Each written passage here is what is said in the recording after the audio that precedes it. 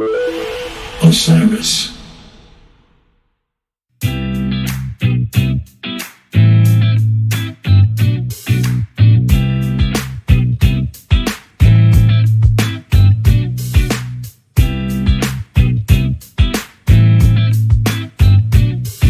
Hello, everyone, and welcome to another episode of Goose Chicks Podcast, an all-women-led show focused on the band Goose and the community that supports them. I'm Leslie Mack, producer and co-host, and as Goose prepares for their 5-night run at the Capitol Theater, today we're joined by a special guest to break down how to prepare for Goose shows, the difference between festival shows versus regular tour shows, and just a little conversation about maximizing fun and maximizing safety.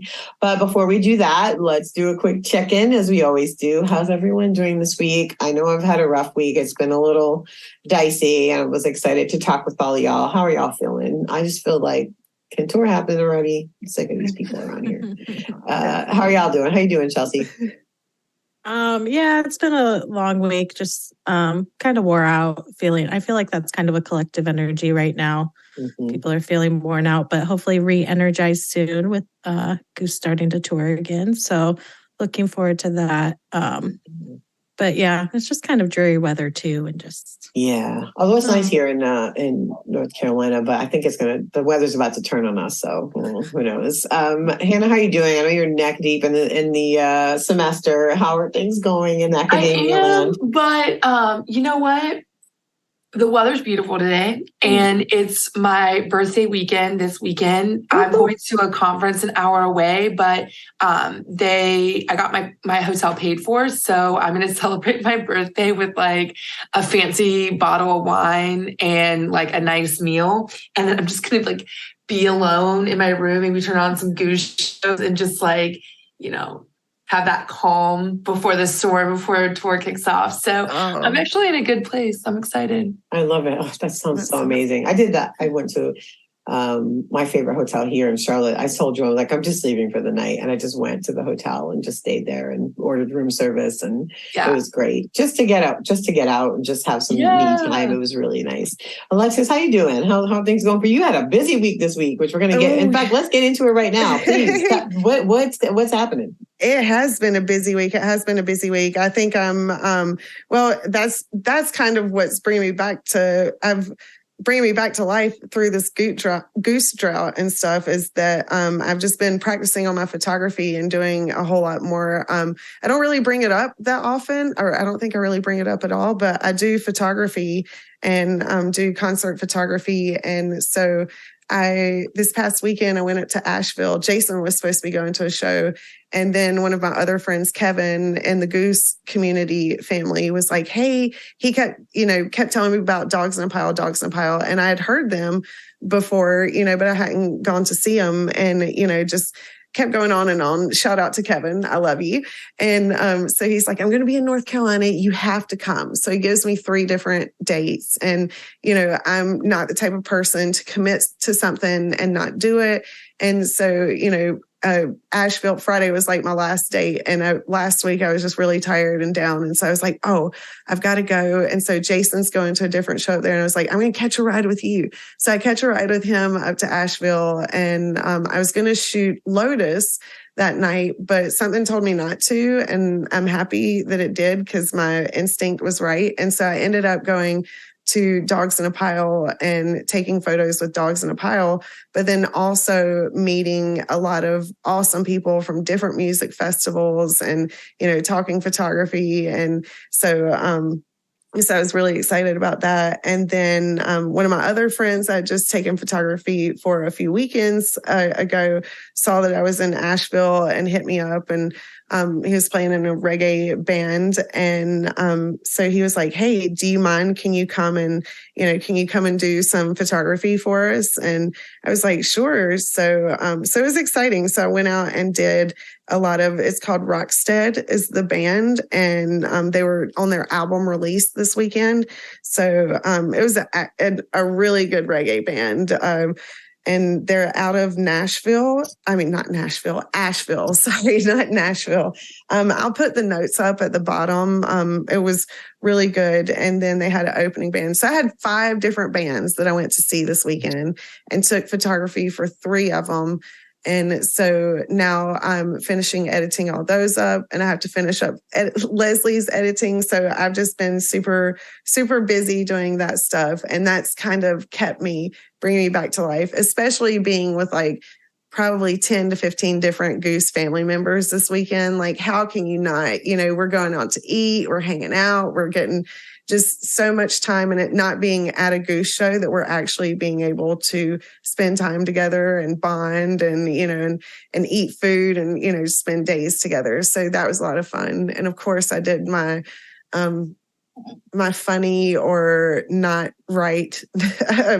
I always like to get on statues and do like weird poses and stuff. So I don't know. She really does, y'all. It's an obsession. It's really funny. If I see a statue, I was like surfing on a cat this weekend, and then it was so cold in Asheville. Like when we got there, it was snowing, and when we left Mount Airy, it was like almost 60 degrees. And so we get there and it's snowing, and the wind is just whipping, and so I'm like, I'm freaking freezing, Mr. Bigglesworth, like Dr. Evil. And so I find that cat, and I'm like, oh, this is like the perfect thing. So, but yeah, so it's just been a jam-packed weekend of working on my photography. But really excited to go to the Capitol and be able to take some photography up there. So I just want to be on top of my game. And, so I've been doing that on the weekends, or anytime that there's music, just taking photos, editing, and getting ready for the Capitol and for tour to start. And I'll be at different shows doing photography and also different shows for the podcast. And so I feel super blessed for that, and also super overwhelmed because got to make sure I get everything ready and stuff. But I'm super excited for it.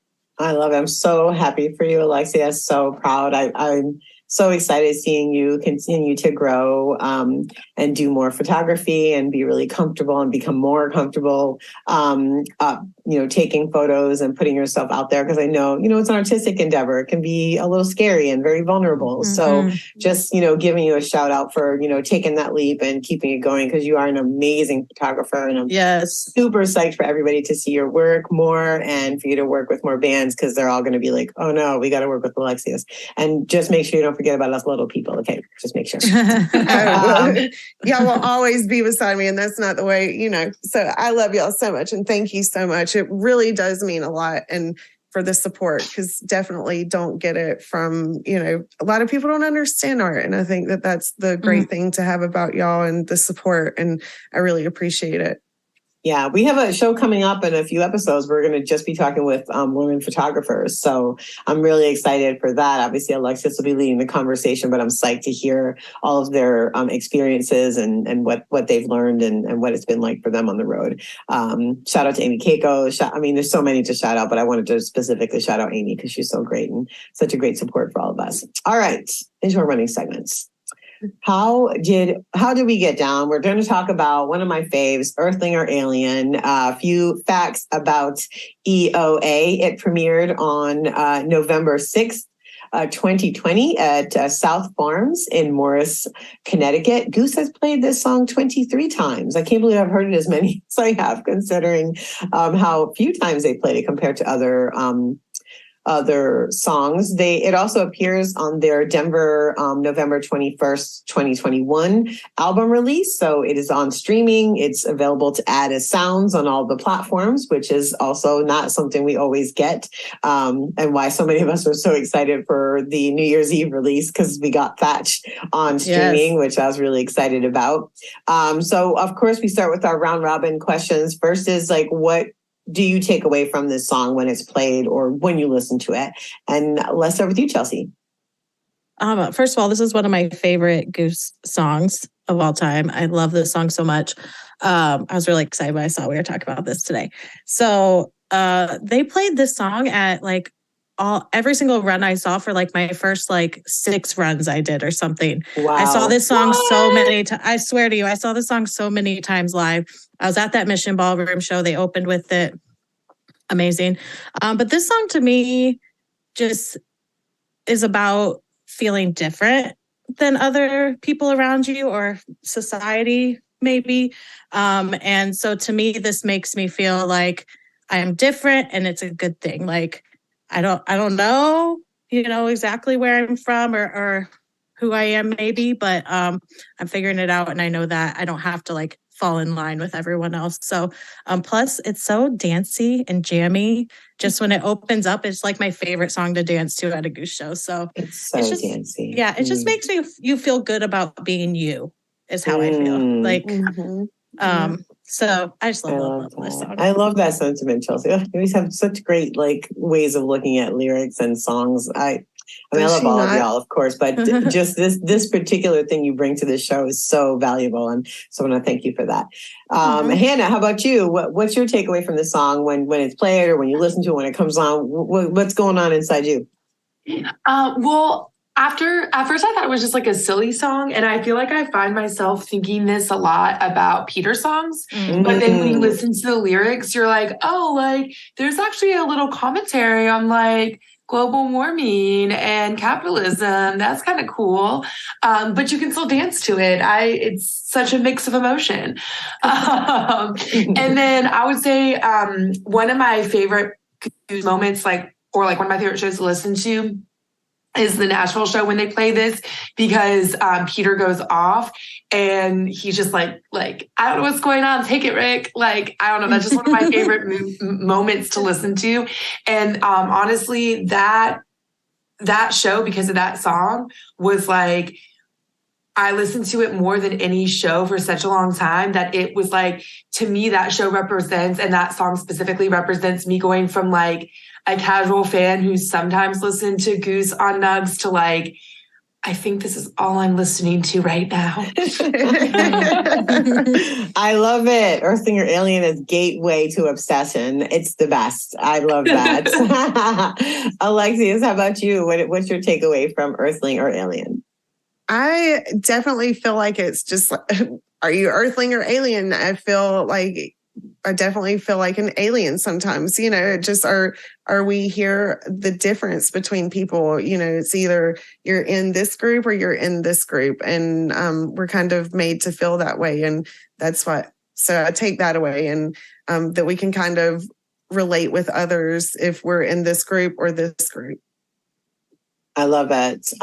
For me, I do love Peter songs, generally speaking. I guess if you asked me if I was Paul or John, I'd say I was a Paul, Hannah. But yeah, but I love this one because it is a Peter song. I love Peter's vocals. I love when he's on lead. I just, there's something about the tone of his voice that really connects with me. It feels like a friend. It feels like somebody is like, it feels personal. It feels very, very connected. And also his songs are much more thematic versus Rick's, which often are storytelling songs. And so it's nice to have that balance of the two. That's one of the big, great things about Goose. And so this one obviously is very thematic. And the first time I heard it, I was like, Earthling or Alien, that's interesting. Especially because the vibe of the music is very otherworldly. It's a little like out there but super dancey. So that's the things I take away from it. And and then when I started like really digging into the lyrics, I was like, oh, Peter's really trying to say something here, which he almost always is. It's not frivolous. It's very much like to a very specific point that he's trying to make, or certainly an idea he'd been trolling around in his head and put, to music and to lyrics, which is amazing. And so, of course, next we talk about which lyrics hit you, hit each of us. I'll start with mine. I always just go nuts for "You Think They Notice When What's in the Air. There's no planet B for the billionaire." I particularly think I love this lyric because these billionaires are actually trying to find a planet B right now. And so to me, it's like such a direct commentary on the current state of the world, and just a direct jab. Like you think there's a planet B, but there isn't. Like, this is the only one we have. And your little plans to have a second one, like it's not going to work. So maybe you should rethink that plan a little bit. Chelsea, how about you? What's the lyrics that you love? Well, really, I want to say this whole song is the lyrics that I love because it's amazing. But the one I chose was, "Where have we gone? Where should we go? Are we from this planet? I don't know." And that is one, like I was talking about earlier, of feeling different and just trying to figure out maybe yourself and what you want to do, kind of how your past has affected you and things. But what I really like in this verse is it's like the only time in the song, I think, where he uses we. The rest of the song is I. Mm-hmm. And so I like that this piece just conveys that, like, you may feel different than people around you or society, what society's telling you to do, but there are other people that feel that same way too, that we can come together and make something beautiful. Maybe we're still all trying to figure it out, but we can do it together. So that to me is really beautiful. Oh, I love that. Alexius, how about you? Lyrics from EOA. Oh, goodness. So this is kind of just like the whole song. This is really hard to choose a spot, but I'm just going to go with this one. It was the last one I looked at because I kept switching. But now and then I float up in the air. I look for my house, but it's just not there. And to me, I take that as, he's looking the whole time, billionaires are trying to build their own planets and like I've always said, I feel like the big companies are always trying to tame us, and that from the time that we're young, that they're just teaching us like, okay, you go to school, you do this is what you do, and trying to tame us from the time that we're very young. And so they're always eager to tame the flock. And then but now and then I float up in the air and I look for my house, but it's just not there. Like, he's trying or has tried to do that, but he just doesn't fit into that category no matter what, like here. And so he floats up in the air and he just can't find where he fits in, because no matter what he's looking at, he's just like, yeah, no, I don't fit in there. That's not my spot to be. And that's kind of what I take from it, because I feel that's just the way that I feel a lot of times, that I'm just like, well, and I guess that's why I so strongly connect with the Goose world, because I'm like, wow, I found my place to be, like people that I'm like, and, nowhere else do I find that. So, but yeah, that's what I take from that. And that's the thing that I like out of it. Awesome. Hannah, what's your top EOA lyric for you?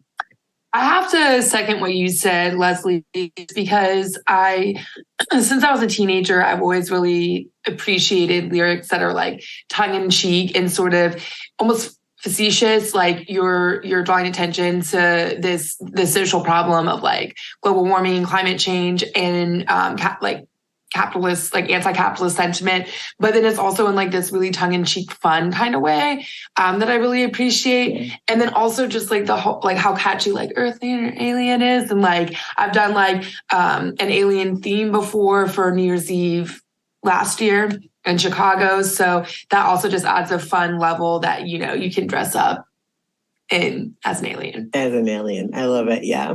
Last question about Earthling or Aliens. What energy does EOA bring to the set? I'll kick things off by just noting one, we all said how dancey it is, but it's not just dancey, it's sexy and dancey. Mm-hmm. I don't know what Peter was like, I'm going to write this really deep lyrical content and then I'm going to pair it with some of the sexiest music that I've written at the same time. So I find myself doing a lot of like body rolls and like slow, like, that when I'm dancing to this song, it's super dancey, but it's also like very grounded. And it's not one where you'd be like jumping up and down or anything like that. It's like slow and like we're all like moving together. I don't know. I just find it to be a very sexy song in terms of the musical side of things. So that's the energy that I feel like it brings, because it comes on and everyone's like, yeah. And then it just starts being very like, it's so vibey. You're just like, da-da-da, da-da-da. Yeah, it's vibey.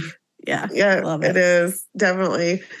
As you can't see, but we can see each other. Yeah, we're all just like started vibing. Yeah, it's funny. I can't wait till we start doing live shows because it's really funny. We vibe immediately. Yeah. I think it is boppy though. Like especially like clearly Leslie is in a straight cis white dude, because all my straight cis white dude friends, which is like usually who I see Goose with, they like when that song comes on, they're like bopping around. So like when you said that, Leslie, I was like, oh, funny, because like.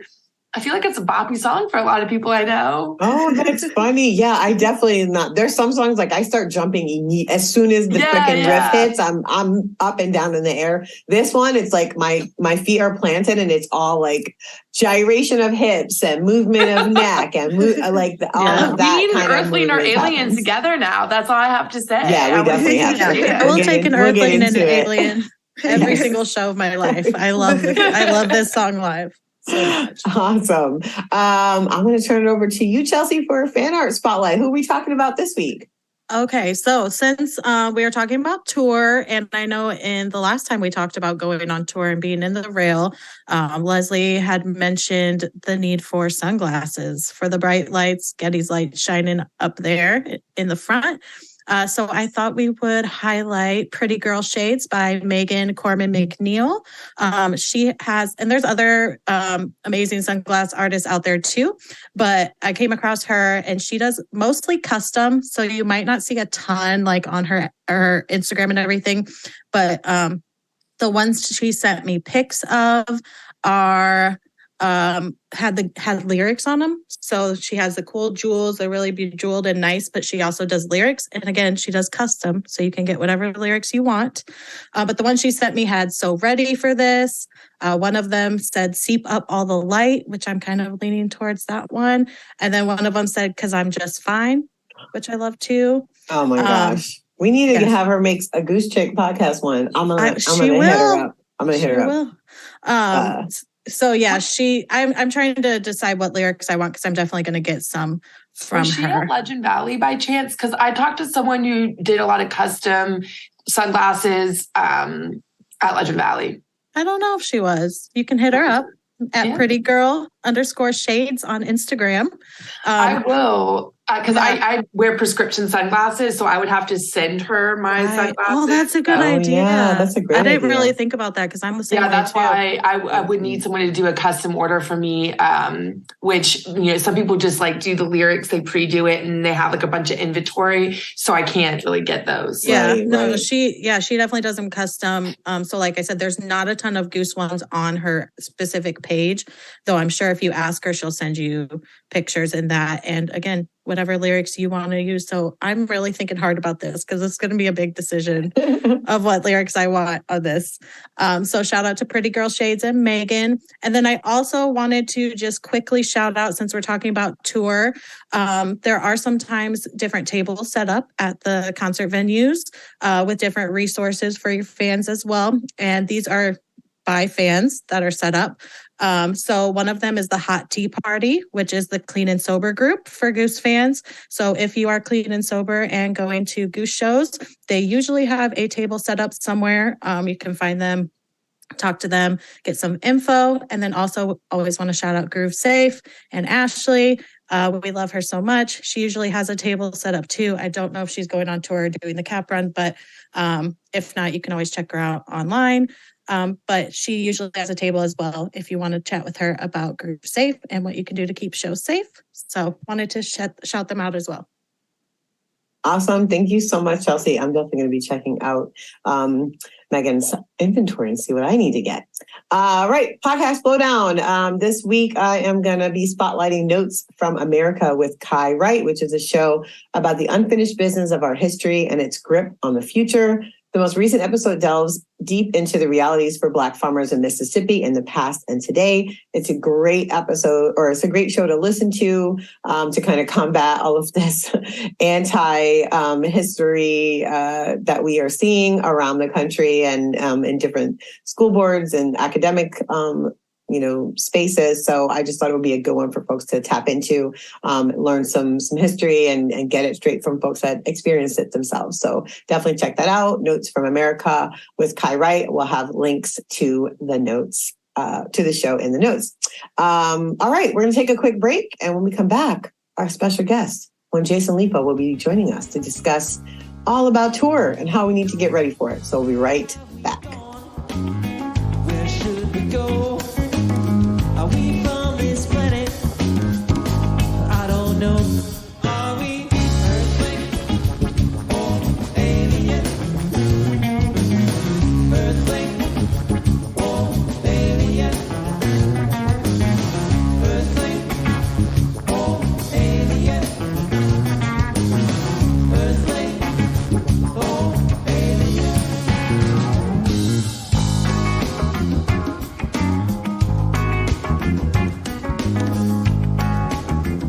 Welcome back, everyone. As I mentioned at the top of the show, we have a special guest with us today. So excited to welcome Jason Lipot to the show. Full disclosure, yes, Jason is Alexia's husband. He is from Mount Airy, North Carolina. He makes reverse ice tie-dyes, which are very cool. Y'all should check that out. And has been making fan Goose art as well, which is really amazing. He's been doing posters, stickers, pins. He also enjoys playing the drums and making arts and crafts of all kinds. As I said, he's married to, I'm going to quote him here, the beautiful Alexius Lipot, and has 2 wonderful daughters. And obviously, he's a huge Goose fan. So welcome to Goose Chicks Podcast, Jason. I'm so happy to have you here. Thank you so much for having me. I think you're the 4th male guest that we've had on so far. So you're in a very small number, but that you've all been amazing guests. So I'm really excited. And as we said, tour is around the corner. I think the day we're recording this, we're like 17 days out or something from the Cap Run. So it's like, it's coming. And so we're going to have a general conversation about tour, what people should expect, how to best prepare themselves, and just have a really open conversation. And Jason is a well-worn rail rider, not just for Goose, but for lots of other music and other shows. So he's here to lend his personal expertise to the conversation. I'm super excited to get into this. Also, I'm really excited for tour. And so, yeah. Let's get to this. As I said, Cap Run is right around the corner. And if you all are listening to this, we're 2 weeks out from that, which is a little wild. So I'll start with this general question was, how excited are you on a scale of 1 to Trevor Weeks bombs about the end of Goose Drought being over? And I'll start with our guest, Jason. Yeah, Jason, how are you feeling? We're in the home stretch of the drought right now. Oh yeah, I'm ready for the drought to be over for sure. Ready to see some Goose fam and definitely feel those bombs for sure. Definitely, absolutely. I'm so pumped. So excited. Chelsea, how about you? How are you feeling? I know you made the leap and like, yep, I'm going to the Cap. So yeah, how are you feeling? Yeah, I still don't have tickets, but I'm going. So shout out to anyone who has tickets. I will take them. This was last minute for me. So I'm like, whoa, this is coming up fast. Feels like for me because it's only 2 weeks away. So I'm excited though. I'm excited to see all of you and get to hopefully go to all the Cap shows.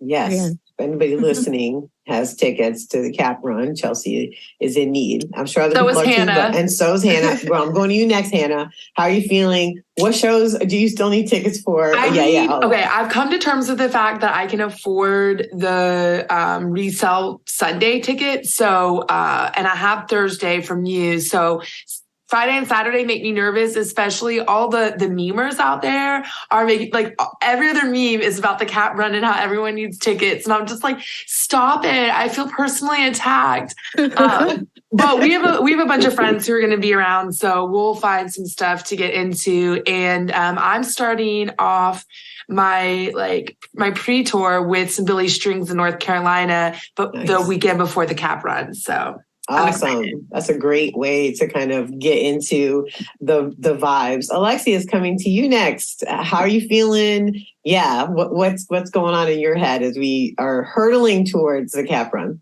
I'm super pumped. I'm so excited. So, the first part of Goose Drought really got me, really depressed time, I think, from not being able to see my friends and Goose family. And so you helped that. And you, Leslie, helped with that. And so we had scheduled a date to get together and, so with the Goose fam. And then I was just like, okay, this is what I need. So then after that, we've been getting together with Goose fam. So I'm really excited to get back with everyone is my point on that. I'm very excited to see everyone and feel those Trev bombs and see Ben just like, getting it on the drums and Peter's smile and Rick's just shredding it and Jeb just getting on the percussions, I'm ready for it. Definitely that. I'm going to do the corny. I'm so ready for it. So ready. It's funny. I've been having 2 feelings coming back and forth. The one is I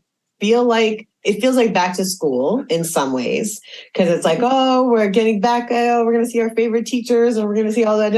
And then it also feels like a family reunion at the same time. So it's like, those are the two vibes that I've had, sort of in my head as I start to think about the long list of travel that we have ahead of us. I've been like kind of having that vibe of like, oh, it's going to feel like back to school because it's exciting. And you've got like your new sharpener and your new pencils. And for us, that means new slaps. Be on the lookout for Cap Run specific slaps from Goose Chicks podcast.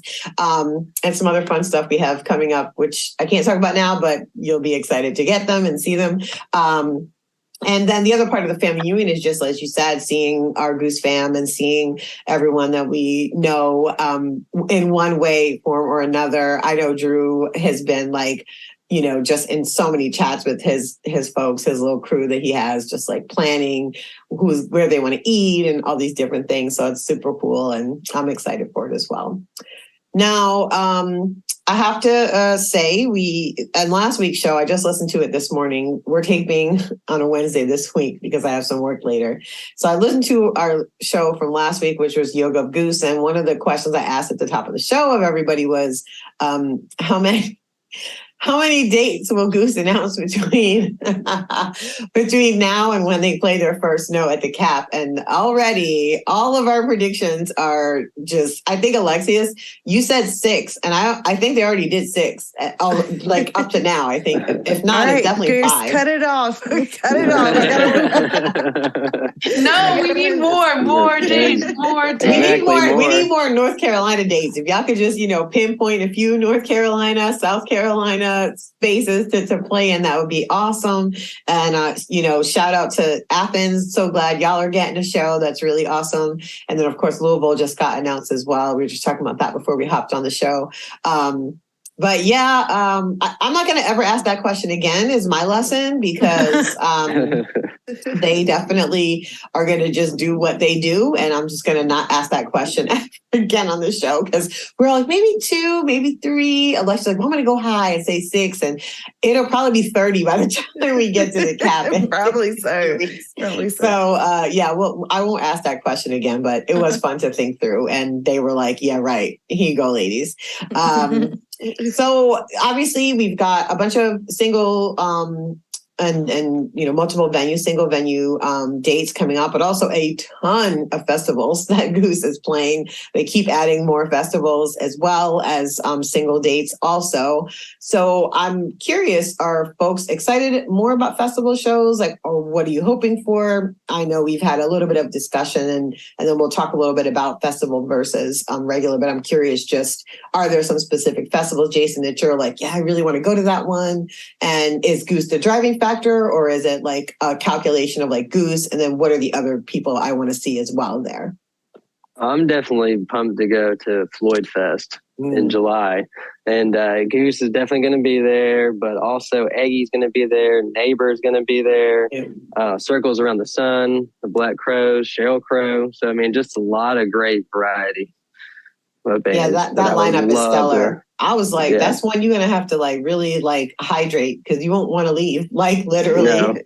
Some festivals you go to and like, okay, there's like a 3-hour break. I can go take a quick nap. Not Floyd Fest. There's like just something really significant going on. Alexia, you too. I know you're on a Floyd Fest. Any other festivals that you're like, I'm so excited for this one?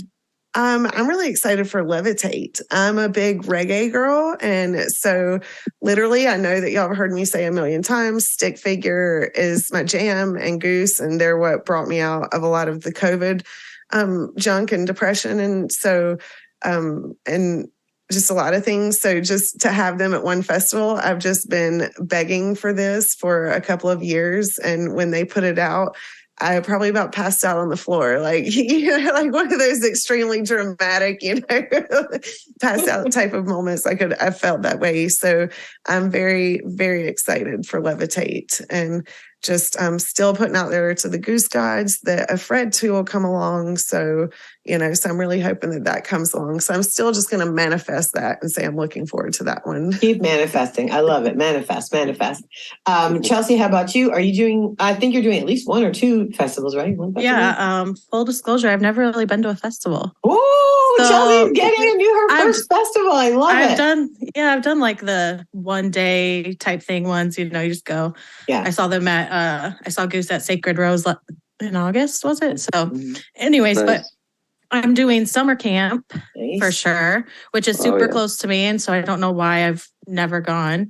So I'm excited for my first festival experience and see what that's all about and listen to what advice you guys have, because I'm like, I don't know. I'm going with friends. I mean, I have people that have gone, but that will be a new thing for me. So new experiences, new adventures. Yes. As of right now, we're doing days in between. We're doing Resonance, allegedly. I don't know if that's really going to happen, but allegedly. And then, we added Levitate. I'm really excited for Levitate as well. I felt like the universe was listening to Drew and I. We were literally on our couch like 2 weeks ago, and we were like, oh, this year, like, we have to see Brandi Carlile live. Like, it's enough. Like, we love her. And I think it was the Grammys. She played again at the Grammys and also won. And I was like, this is it. 2023, we've got to see Brandi Carlile. And like 2 days later, boom, Levitate drops. And I was looking at Drew and I was like, I don't think we have a choice. We asked for a thing, and here it is. With Goose and Tab and all these other excellent acts. I just was like, I don't think we have an option. Plus, we're like already going to be up in Saratoga for SPAC. It's only like a 3.5 hour drive. Obviously, it makes our drive home longer, but I still was like, it felt like it was made for us, right? Because Levitate could have been in California and we were in Saratoga, and it wouldn't have made any sense at all. So I'm excited for that. I'm also excited for Days because, for those who don't know, they added a show at Tipitina's, a late night show, the last night of Days, which is, they're calling it the Days Between Band. And I'm super excited about that. Peter and Rick are playing along with Jen Hartwig. Just a huge amount of amazing artists are going to be playing there. So I'm excited for that because one, I love Tipitina's. For those who didn't know, I lived in New Orleans for 2 years. Drew and I did right before we got married. In fact, when we got married, we were living in New Orleans. And so Tipitina's has been a site for some really amazing musical moments personally. And so it's going to be awesome to see these folks play together, and just the perfect kind of cap to Days. And we already were not leaving till the next day. So we just looked at each other like, yeah, we've got to definitely for sure get tickets. So very excited about that. So let's talk about that. Let's help Chelsea kind of dissect what her expectations should be around festival shows versus regular shows. Jason, what would you say is the defining difference between a festival show and a regular show? Well, I mean, there's so many different types of energies because you have, multiple different kinds of bands, and then, of course it's outside. And so, the heat has a lot to do with it too, and the weather. And so, that could play a big factor in that. So just, you just got to be kind of prepared, going into festivals. But regular shows, with festivals, you usually get one set from bands, right. And so, with shows, you get, with Goose, you get 2 full sets, which I enjoy a little bit more. Yeah. A lot more for me, I would say a lot more. I mean, it's great. Yeah. It's great anytime to hear Goose, right? But yeah, I think that is one of the things I noted. We went to ACL Fest last year just because we were already there for the Austin show. So we just went to them playing, and they finished, and literally everybody in the rail was like, that's it? Like they were so crestfallen. We were like, that's it? And there wasn't other good music there. There was. We ended up going to see like the Chili Peppers, and we saw Eggy, not Eggy, we saw Spoon, we saw the Marias, we saw some great music, but it definitely did not fill up my Goose cup in the same way. So that's one thing I would say is kind of like temper your expectations and know you're going to get pretty much like a taste of Goose, right, at a festival versus Goose. Exactly. And you'll also be there with a lot of other folks that don't necessarily know much about the band. So that may not know when to say certain things, and they're just learning about a band, or maybe this is their first time seeing them. So yeah, a lot of that is interesting too. Alexius, what about you? Festivals versus regular shows? Festivals, it's a lot of bands. Like Jason said, the heat, and just the way that I would say festivals are is it's just more of a big social event, and it's basically set break on the whole time, not the whole time, but you're like bouncing from place to place, and there's different music and everywhere that you go. And so it's just don't pack as many clothes, because you're not going to wear as many clothes as you think you are. So because it just gets really hot, and on like day 2 or 3, you're just like, I don't care what I'm wearing at this point. You'll just go back and forth. And then regular shows, it's not as hard on your body. You are just there for a little bit of time. If you're rail riding, then you're basically tailgating in line all day. But festivals, you're going to get a lot more tired because you're not going to have as much sleep. It's basically equivalent to, what a Goose 3-4 night run is, and with a lot of other different types of bands. So that's and you're going to spend a lot of money at festivals. So much money, unless you do the tricks that we will talk about. That can be a big thing, is how much money that you can spend at festivals, unless you get savvy about it and take the right things. Yes, we're going to get into that right now. First, I want to just ask quickly, obviously things have changed in the Goose world so much over the last couple of years, especially we've talked on this show about what a blistering year 2022 was for them. I was listening to the New Year's show, and Peter ominously said, or cheerily said at the end, we got so many great things coming up in 2023, and it felt like some sort of like declaration. And I was like, oh my gosh! Now I'm like, oh, what's going to happen? And I heard it in the time, but I was too in a euphoric state to receive it. But listening to it again, I was like, oh wait, one, Peter doesn't say anything for no reason. So that felt like a very like, hey guys, prepare yourselves, get ready. We're about to blast off, which is really awesome. But the question I have is like, is it worth it to go to a music festival if you only want to see one band? Like, does that make sense? We'll start there and then have some follow-up questions. So yeah, that's my first question. I will say we went to ACL Fest just to see Goose and definitely regretted it. The rest of the headliners, like we had seen the Chili Peppers like a few weeks before.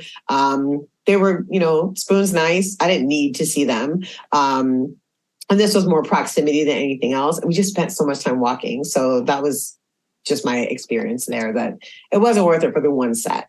Goose has been very good. Some of these festivals are doing 2 sets and they let you know in advance. So you're going to get a little bit more than that. But for the most part, they play one night, one set, and they're out. So yeah. How do you go about deciding yes or no to a festival? Hannah, let's start with you. What are the things that kind of run through your head as you make those decisions? I've actually had really positive experiences with going to festivals and then like having to be sort of last minute and just really having a good time. Like I remember one time me and my friend Martin got, I think, free tickets to Nelsonville Music Festival at the last minute. I really only wanted to see the Sunday headliner, which was Nico Case. Flaming Lips were one of the headliners, and I was like on the fence about them. But I had heard that if you are going to see the Flaming Lips, you should see them at a festival because like that's where they sort of shine. And we had a blast. Fun fact, there's a picture of me engaging in adult activities. And I'm on the picture of the Nelsonville local newspaper. And it's like me in a bathing suit with the light up hula hoop with sunglasses on. Yes. That would be my profile picture forever. It was. Definitely forever. Trust me. So that was a really magical time.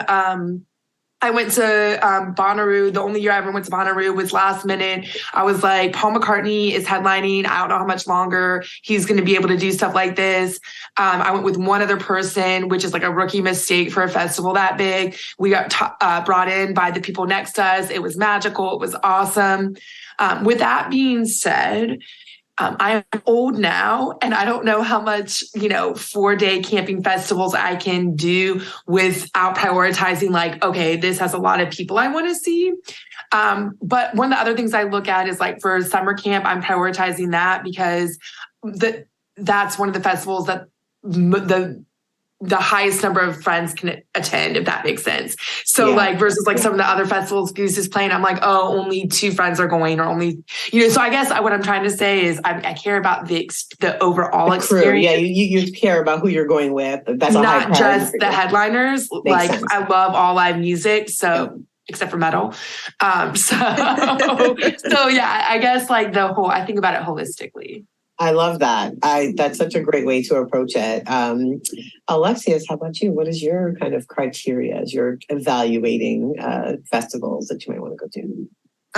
My criteria is definitely the same. If a bunch of friends are going that I don't get to see as often are there, and music is definitely a criteria because I love music so much that I just cannot bring myself. And I guess I'm a cheapskate at this one. I cannot bring myself to spend that much money when I can break it down and say, okay, I can go to this many shows of what I do like, or I can travel to this country. And that's the way I break it down is I'm like, oh man, Jason and I both have to go and it's going to cost this much money. That's like 1 ticket to Europe, that's so many tickets to, so many tickets to Goose, so many tickets to be able to go to different things. So, but that being said, I always end up going to a few festivals because the experience is so amazing. So Floyd Fest is a great experience. It just has a magical overall feeling experience. So a lot of times that's the experience, exactly what Hannah said, the experience and how accommodating the festivals are, because if you go to festivals and per se, some of them say, oh, we have showers and they don't have showers. That's miserable for so many days. I am completely down to pay to go take a shower 100%. So, so it's what reputations that they have, what they've proven that they can and what they can't do. And so, yeah, it's the experience. And if festivals have failed to provide those experiences, then I'm definitely not wanting to spend my money to go there. Absolutely. All right. Jason. Can I add one thing real quick about the shower thing that you mentioned? The best $20 I ever spent in my entire life was access to the fancy bathrooms at Bonnaroo, because I was on my period. And so just being able to have AC, being able to wash my hands and just like have that level, like that was more important to me than anything else, literally anything else in my life. So I guess what I'm trying to say is we're a podcast about women, and I wish that festivals were more accommodating for when you're on your period at festivals, because that shit is not cute. And so I just, Thank you. That's why we need some showers. And so yes, that's exactly right. So a lot of it is the experience and knowing that. It's so interesting you mentioned that, Hannah, because remember when we were talking about Western Sun had put all of the like sanitary stuff in the bathroom, in the women's bathrooms during, was that Goosemas? I think it was Goosemas. Yes. They might have done Goosemas, but I know they did New Year's Eve. And it was New Year's Eve. Yes, it was New Year's Eve because they had a table. And just remember, all of us were like, everybody I talked to was like, oh my God, that was amazing. We can't believe, it was so great of y'all to do that. And it's a small thing, quote unquote, but for women, it makes a huge difference, especially when they basically make you bring in like the tiniest bag possible to these venues, and you can't even bring a lot of stuff into most of them. Not to transition directly from menstruation talk to Jason, but that's what we're going to do. He's got 2 daughters and a wife. He's surrounded by it all. Yes. 2 female dogs too. Like there's no testosterone but Jason in the house. So Jason, how do you, what are the things that make you be like, no, I have to go to this festival? Because like, what is your kind of, how do you stack things and the importance? Well, I guess it would be like, of course, what bands would be playing there. And of course, like if a band, if there's that festival is close to you and, it's a reasonable ticket price or whatever, but if the band's not touring close to you, that's when it comes like, okay, well, they're not going to be anywhere close except for at this festival. Right. Maybe we can get like a day ticket or something, So, but yeah, that's what That, or usually if there's Goose playing, it's just like, yeah, we're going to get these tickets. No, that's really smart though, Jason, to point out that sometimes the festival is the only opportunity that lots of fans have to see some bands, see Goose even. Right. They don't tour everywhere. I mean, this year it seems like they are.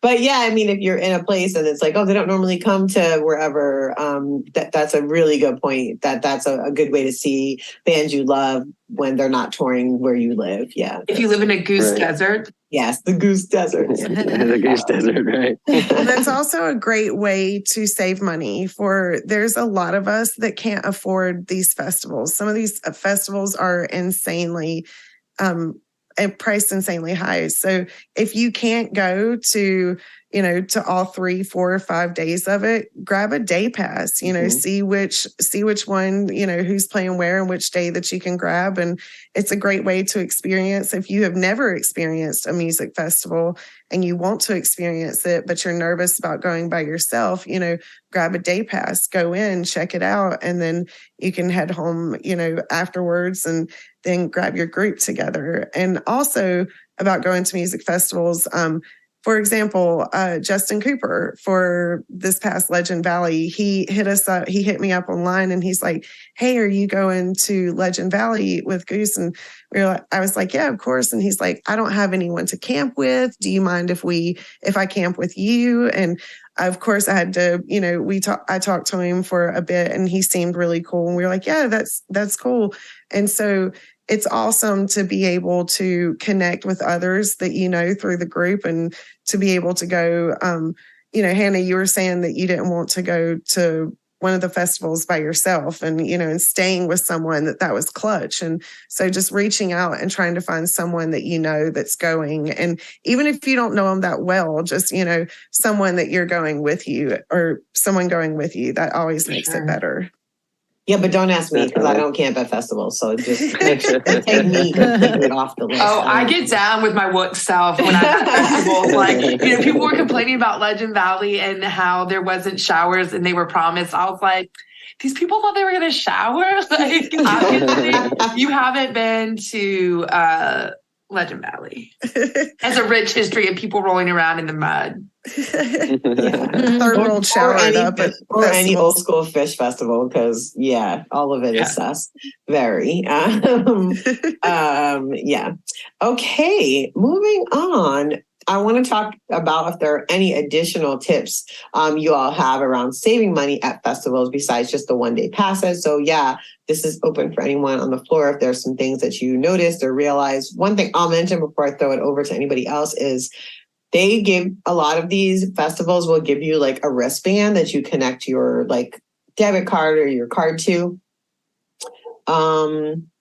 Just be careful with that because it can feel like you're not actually spending money when it's just your hand going down. It's a very different sensation than pulling out your card or actually handing over cash. And it can give you this like feeling that, it's just this, it's just that. And then you get home and it's like, $900 that you spent over 4 days that you didn't intend to. So they remove those barriers because they know psychologically it actually changes the spending habits of all of us. They claim it's for security, blah, blah, blah. But I know the real deal. They do this because it makes it way easier for people to spend money and it actually removes a specific psychological barrier to spending money. So that's if you're going to a festival that has that wristband, payment thing, just be aware of that. And every time you go to use it, just think about the price that's in front of you and if you're okay spending that money as you would be thinking if you were pulling out your wallet and pulling money out or your card. Because I know that's a very different calculation when I'm thinking of it that way. So I just want to offer that as not a way to save money, but just a different way to think about money at these specific festivals that use wristbands to allow you to pay for things. I'll open the floor to everybody else. Very interesting. So Jason and I were talking about this with it coming up. And so a big way to save it is checking out what the festivals allow you to have and what they don't allow you to have. Some festivals allow you to have alcohol and you need to check out, how much alcohol they will allow you to have and how much they won't allow you to have but if they'll allow you to have liquor or beer or what they allow. And so taking that with you, also taking non-perishable food and snack foods and stuff that are easy to get to and that you don't have to cook as much. Like we'll cook breakfast and we'll do, but those are really important things because you'll end up spending a ton of money on food because you just don't feel like, cooking this and you don't feel like getting this out because you're so tired. So it's really good if you like what I like to do is I cook like 3 to 4 pounds of chicken before, and we take tortillas and lettuce. And so we'll make like these chicken Caesar wraps or chicken salad wraps. And so it's really quick and easy to put together. It's cool, because the chicken's cold and stuff. It's cool and it's refreshing.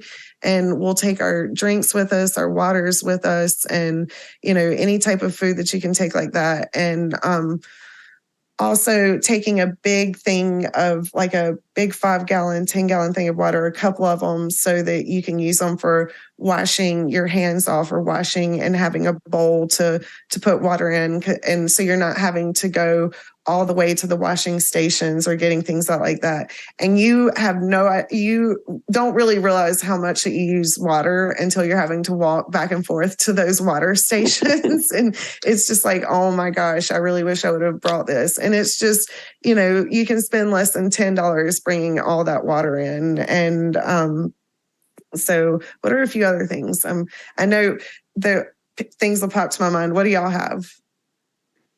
I would say, especially if there's only 1 or 2 people you want to see, look into the venue's policy on volunteering for part of your ticket. Like I know Bonnaroo has a really good process for that. And so things like that.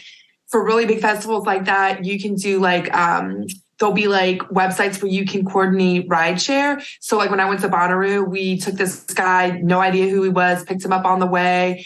It seemed really legit because it was like through the official Bonnaroo channels. He actually had to volunteer for most of it to get his ticket paid for. So we never even really saw him. And then he rode back with us.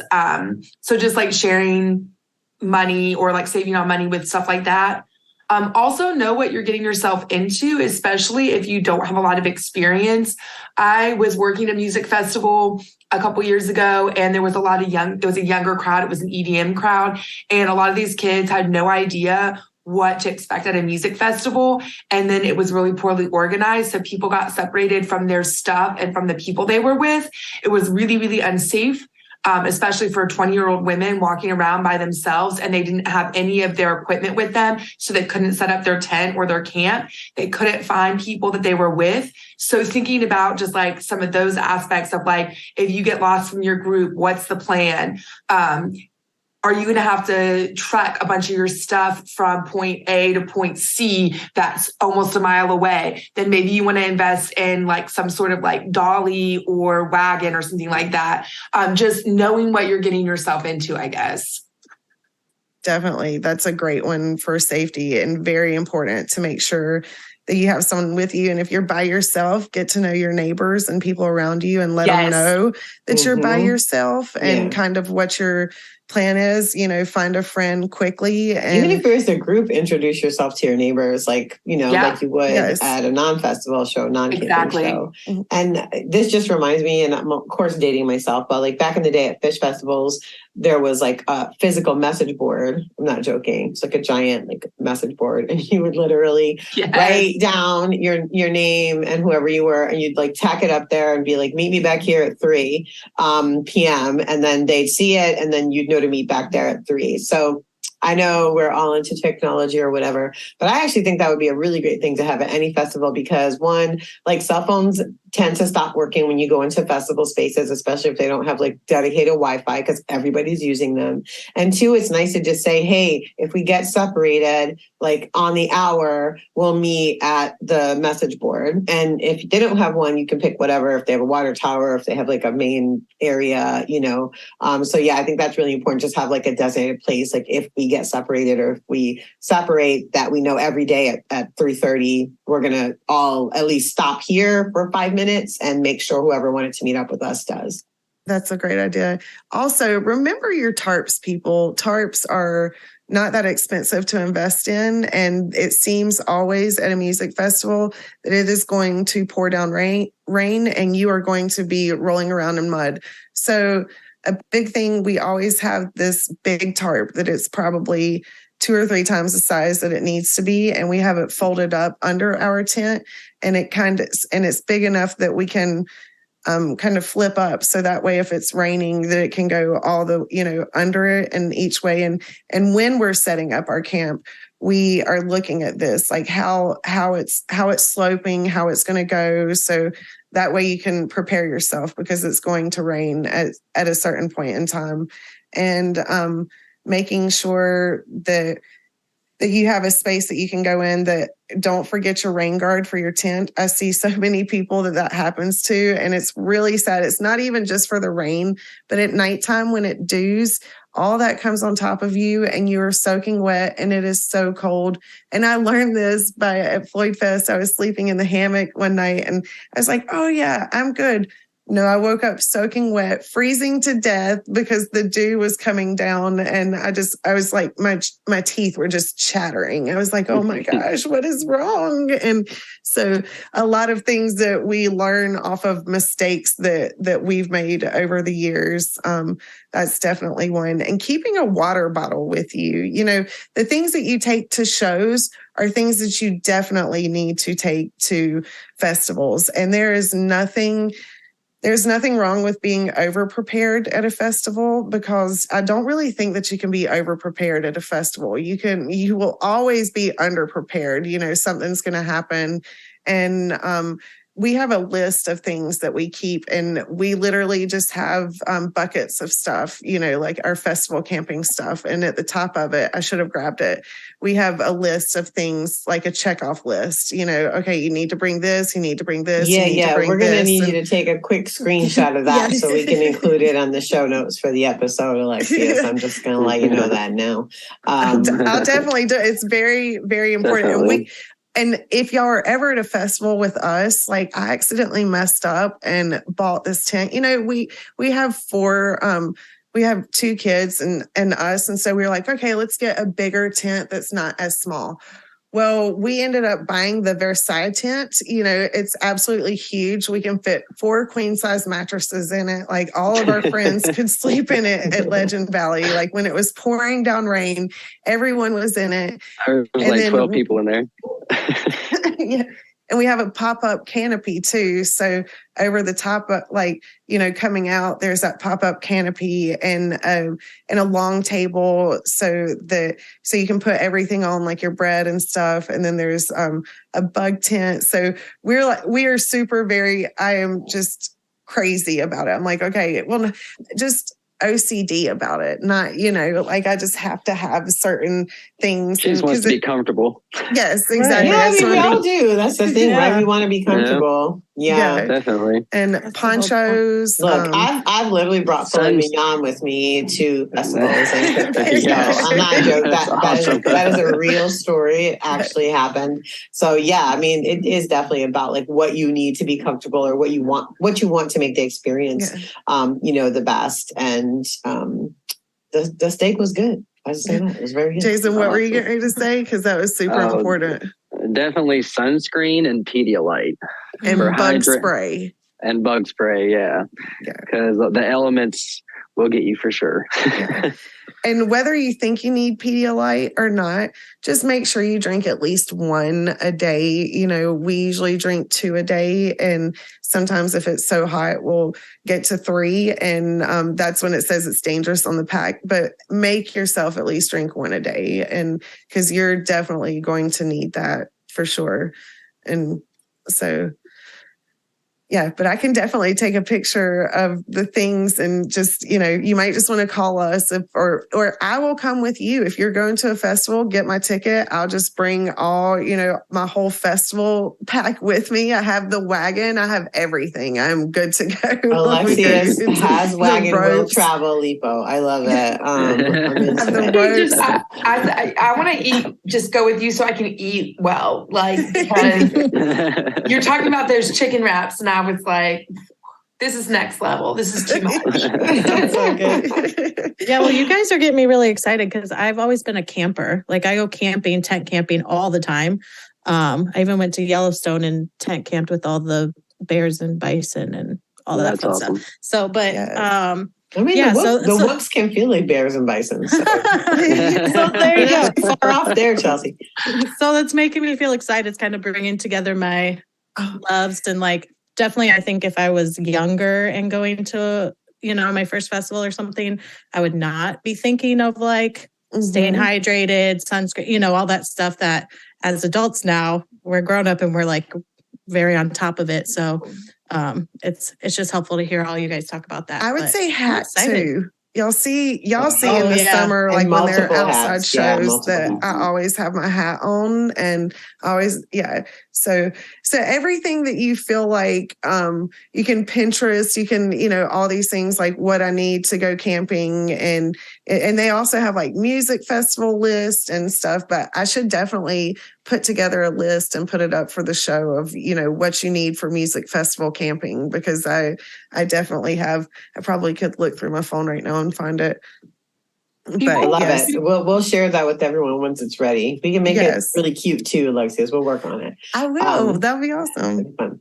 All right. So now we talked about festivals, kind of what to expect, some things to prepare, how to save money, and some things you can think about, and also kind of criteria of how you evaluate whether you want to take the leap into a festival or not. So let's talk about regular Goose shows now. Tour is upon us, and we're all 5 of us are going to be seeing quite a lot of single shows or double shows, if they're playing multiple dates, or 5 whole shows in a row, which honestly, even now, just thinking about it, it's sort of blowing my mind.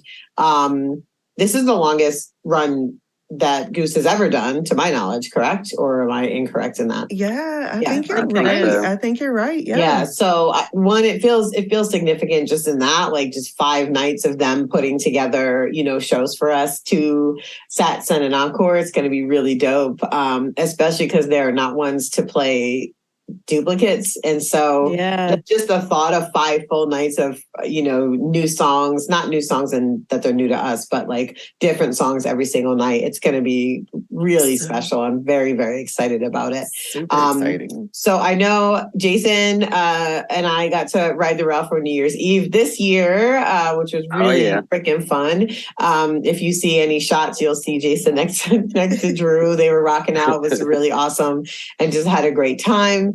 And we've talked about rail riding before, but Jason, I wanted to talk to you. Like, why are you a rail rider? And like, the first time Jason and Drew met was because they both insisted on being first in line at the Reading to Boost tourist stop.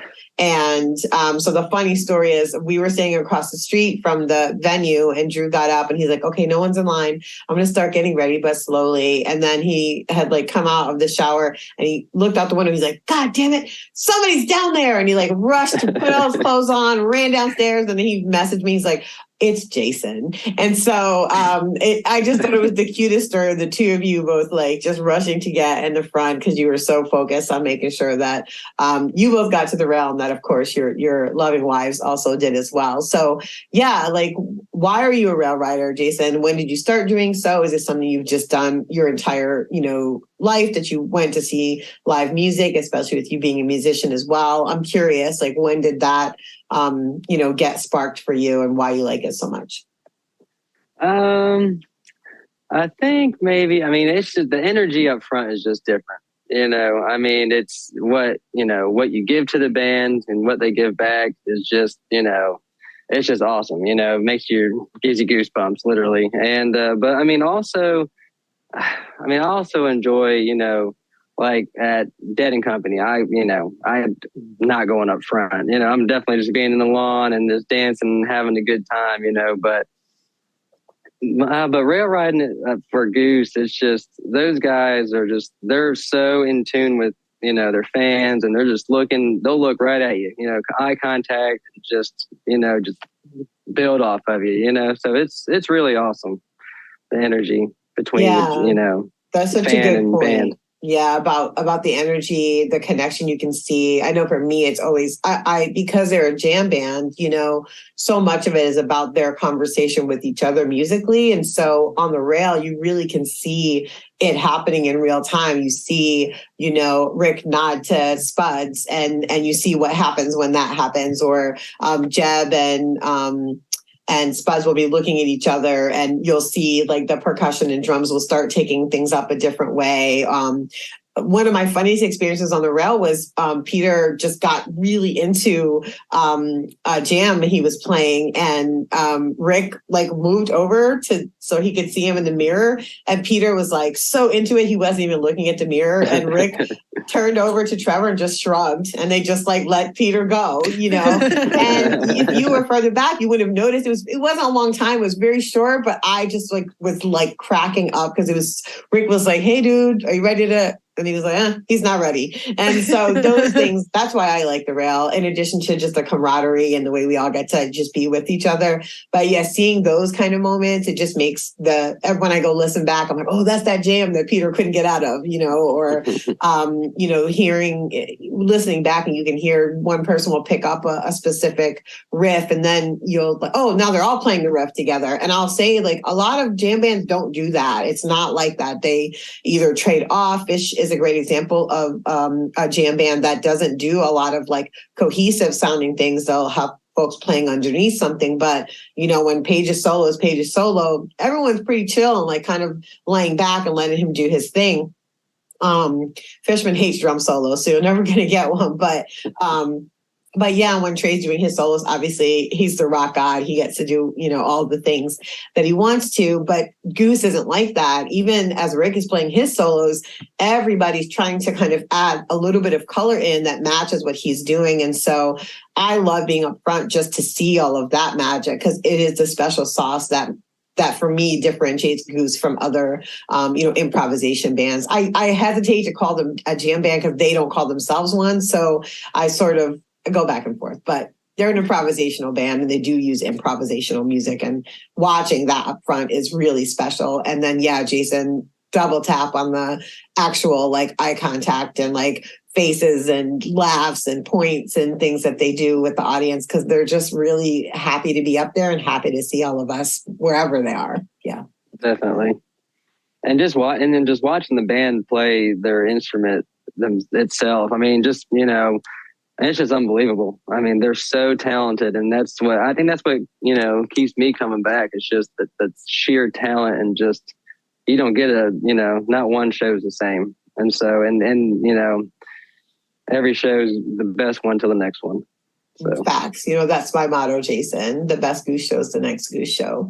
And you're right. Sometimes I find my head on a swivel up front. I don't even know who to look at, because they're all like in that zone. And I'm like, okay, I'm going to spend some time, just focus on Trevor and what he's doing and like grooving in that. And then like Jeb will start doing something. I'm like, oh shit, let me look over there. So sometimes it's hard to even decide where you want to focus on, because the talent is massive coming off of the stage for sure.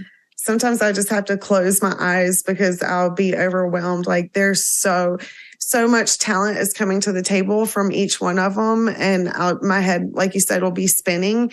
And then I'm like, okay, I don't know which one to look at. So much talent is coming on board. So I'm just going to close my eyes and just enjoy this beautiful musical moment, and so I find myself doing that. Like it's a half and half and that's another reason that I have to have the front, is because I need to see, what each one's doing and them talking to each other. And, but then also I've gotten to like where I'll go at certain spots and go to the back and see what Getty's doing. And, at Goosemas, I was actually up top when Dripfield came on, and I was watching it from up top with that awesome lady, the security guard, who had her whole section. I was with her.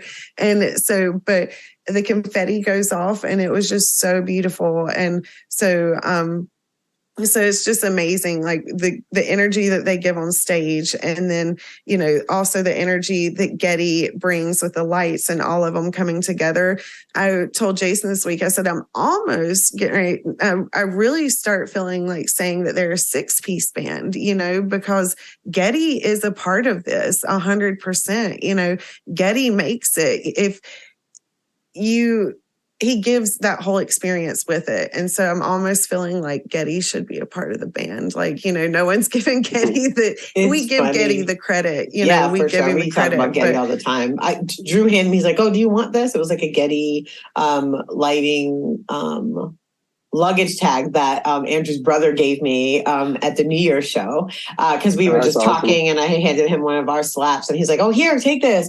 And then I was like, oh, awesome, Getty. He's like, that's my brother. He was so proud. I mean, literally, you could just like feel it radiating off of him. It's so great. And Drew's like, do you want to put it on a luggage? I'm like, hell no, that's a memento. Put it over there. I'm not putting it on their damn luggage to get messed up. But yeah, that's definitely a good point about the lighting being part of the band, with Fish, because Karuta is their lighting tech, and his nickname is CK5, which is because he's the 5th member of the band. His handle on Twitter is CK5. Like everybody refers to him as CK5, but of course, Fish 40 is this year, so it's been a long, long time that he's been working with them and creating like some of the most like the wildest visuals that I've ever experienced in my entire life, up to turning Madison Square Garden to a whole aquarium last April, which I've never experienced anything like it. It was, I don't even have words. It was so unexpected, and they always do gags. They always do something cool, but that was just next level. And to feel like you were under the sea in the midst of this giant venue was really... And you were there? I was there, right there. So it was really great. And I have found actually with Fish stadium tours, if they do more than one night, I never like to have the same seat. I love moving around a venue. So that 4-night run, we stayed in 4 different seats. We were behind them one night because I love being behind them because you can really see all the interactions between the band. We stayed up on what's called the something bridge. I think it's, I don't know, some bank that I won't name, which is way, way up top and literally like shakes as the show's going on. Really, really cool vantage point. And then where I normally sit, which is on page side, right side, but a little bit up. And then I wanted to really see CK1's lights the last night. So we sat dead center, right in the back, like almost front row. So I say all that to say, yes, Getty is definitely part of this experience. And I expect as things go on with Goose and with Getty's team that it'll become more solidified in that context. And Fish definitely treats Chris as one of their band members. I mean, they don't plan shows without talking with him. And I know that's the same here. It's not like an afterthought. It's part of it. We saw some of that at New Year's. It was extremely theatrical. Yes. New Year's Eve second set, and through the new year, just even conceptually going from black and white to full color, what those conversations were, the pieces that they added in, I know some people didn't like them, but the screens on the side, I thought they were really dope. The balls at Gooseman. So I think we're going to see a lot more of that as obviously they're starting to play larger venues. So yeah, excited to see what Getty has in store for us as well as Goose. It's going to be really great. All right. So last thing that we're going to have Jason and I here to talk about is the Capitol. What do we need to know about the Cap? And yeah, I'm going to start with you, Alexius. What do people need to, what's the rundown on the Cap? I will say ever since they announced the show, I feel like all I see now is everybody's playing the Cap. Is it me? Yeah, I feel that way too. Okay, because it's like every time I turn around, somebody else is playing there and I'm like, like Brandy Carlisle is playing there, I think this coming weekend. And I was like, what? Yeah, okay, exactly. Anyways, go ahead, Alexius. Yeah. So what I've heard is that there is minimal parking, and there is a bar directly to the left as you come out, and it's called Garcia's. And I was trying to look around to see how close that food places are, and they're not like as close and stuff. Just trying to give a rundown of that, for us. I'm really going to try and start figuring out stuff and letting people know the rundown of that. But I don't know. Do you kind of want like a historic rundown on it, like of how it's here, there, or just like, or just talk a little bit about the Cap. If you have some info on it, that'd be great. Great to know about the minimal parking. But yeah, what is it about this venue makes it so special? Because again, if you just said this is the first place that Goose has chosen to do this long of a run at, so let's hear why they picked this place. in 1926, it was the grand opening for it. I don't know if people have Googled the images for it. It's an absolutely beautiful old theater, and it just has that I don't know, the luxurious comfort in it, I guess you would say. And so it's in New York. And so it was a very, very popular theater for years. In the 70s, it turns more into like a rock and roll type of thing. And venue where people they go in, they're seeing the music. I think, Janis Joplin, Traffic, Pink Floyd, Grateful Dead. So it was a very, very popular venue for people to go to. But in the early 70s, the theater was shut down because of the ordinance. At 1 a.m., they made them stop playing music. And so this was not cool in the 70s at all. You were going way past that. And so after that, when it shut down, the roof decayed and, it became a pigeon's new home and stuff. And so it remained dark from the early 70s to the early 80s. And then it started changing hands. And but it wasn't, it still wasn't as big of a success. And so it becomes a catering hall. This is so sad to hear. This broke my heart. It becomes like a catering hall and a wedding venue. Like that's how much it went downhill after like the 80s through the 90s.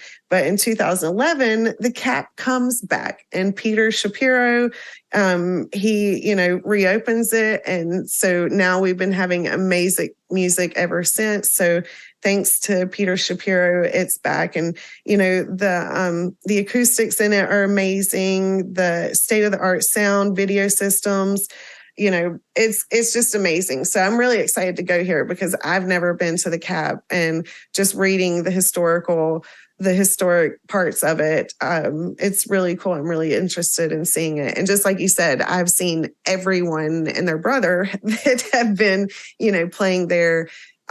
Here, I guess we noticed it since, Rick started playing there in Goose. And so I'm very excited to go there and see what it's actually like and feel that energy from all those amazing bands, like being at a place that Pink Floyd was at. And, so I'm excited just to feel that energy from years and years and years ago and feel like what it's going to be like now and the energy that's going forth. I love it. Yeah. And as you said, I mean, as a music venue, it's been host to Pink Floyd and the Talking Heads, Janis Joplin, Parliament Funkadelic. Obviously, Fish has played there. I've seen Fish there. David Bowie, the Stones, so many people. But I want to make specific note of the 13 dates that the Grateful Dead played there in a single year, which people often refer to as some of the best shows that the Grateful Dead ever did. So, this is a huge, historic space that Goose is stepping into. And it's really amazing that we're all going to get to be there to kind of see it. And since Peter Shapiro reopened it, obviously they've had so many great things. The bar next door is named Garcia's after Jerry Garcia because of the Grateful Dead's impact on the Capitol Theater, generally speaking. But since it's reopening, Bob Dylan was its first act, just to kick things off, no big deal. Bob Dylan, no big deal. No MBD, right? But they've had like BB King, Further, Willie Nelson, Black Crowes, Skrillex has played there. I say all these just to note that like it's a wide variety of music. It's not a music venue that like pigeonholes itself as like we're a rock venue or we're an EDM venue or we're this kind of venue. They really try to have folks that are great musicians. That's the bar that they set, and that's what they've been trying to pull in and make sure that people come and see, whether it's Yes or Chris Isaak or Bonnie Raitt or Herbie Hancock. They've all played at the Capitol since it's reopening. So we're excited for Goose to add to this amazing legacy, and it's really something really special. So I'm excited for it. It's going to be really cool. And the acoustics there are pretty freaking amazing. And it's also just really beautiful. And so I'm excited to see what Getty does with the interior of it. It's not the same, but I'm feeling like the vibes will be like Radio City just because it's that type of older, right. Storied venue that has like really great high ceilings and fun stuff like that. So I'm excited That's what I was just thinking. I felt like I was being lifted off into a spaceship in Radio City Music Hall because the lights were so amazing. And so I was just wondering, I wonder if I'm going to kind of have the same experience where it's such a historic venue and so beautiful. And I've heard that, that this is definitely made for kind of psychedelic type of music. Yep. And so I'm really excited just to experience all of it and see it. And that's what I was feeling. I was kind of feeling like, well, maybe we might get the Radio City Music Hall vibe out of it. And I have planned at least 2 shows not on the rail. So to really get that experience in as well. But it's good because with 5 nights you can do that. I don't feel like I'm sacrificing my time on the rail to spend some time away from it. So it's going to be a fun time. All right, Jason, do you have anywhere that you want people to follow you or anything else you want to share with our audience before you leave us? We're so happy you joined us, and thanks for sharing all your wisdom and info. And thank you for helping Alexis put together that list because it's going to be real helpful to lots of people. No problem. Thank you so much for having me on here, and I'm just super excited to see everybody back on Goose Tour and ready to dance. That's right. Everybody look for Jason. He's a great dancer and really fun to rock out with. We love you, Jason. We'll talk to you soon. Love y'all. Thank you. Bye. Thank you, Jason. Bye. Thank you. I'll see you upstairs. Thank you.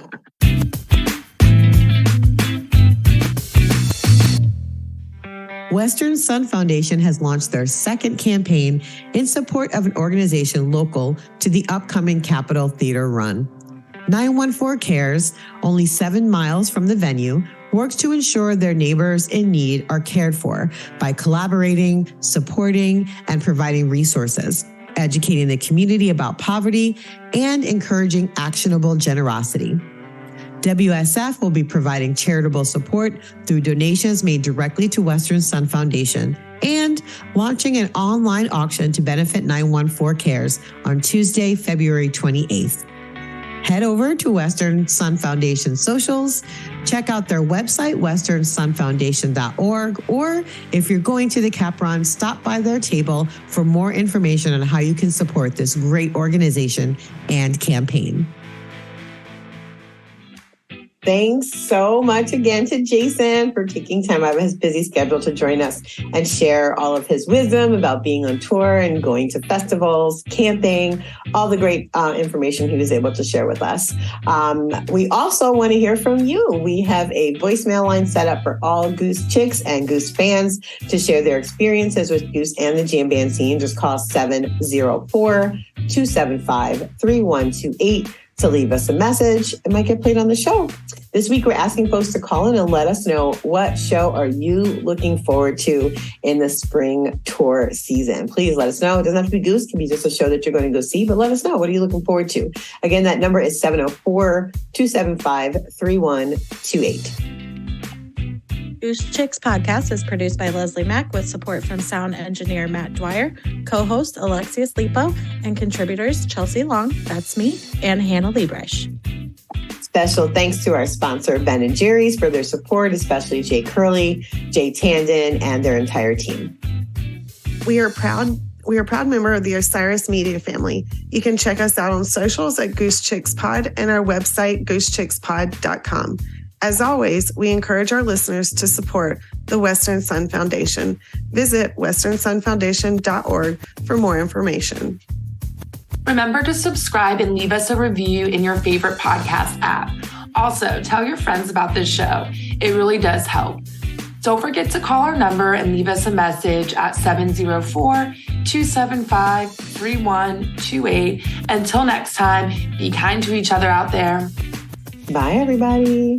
Bye. Bye.